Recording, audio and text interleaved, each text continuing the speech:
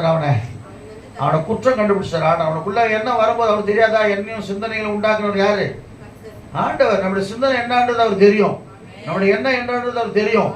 ஒருவேளை பார்வைக்கு நம்ம வெளி தோற்றத்துக்கு ஒரு மாதிரி வித்தியாசமா இருந்தாலும் நம்ம உள்ளிந்திரியங்களை அறிந்திருக்கிற பரிசுத்த ஆவியானவர் என்ன செஞ்சாரு?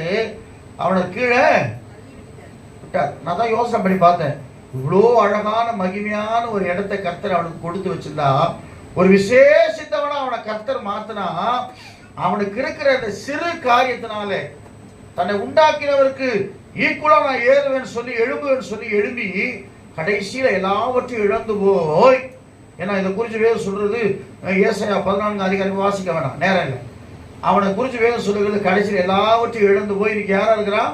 காப்பாற்றப்படுவதற்காக உருவாக்கப்பட்ட ஒரு கேரு இன்னைக்கு எப்படி ஜனங்களை சிதறடிக்கிற, தேவனுக்கு விரோதமாய் எழும்பி ஆண்டவருக்கு விரோதமாய் போர் செய்கிற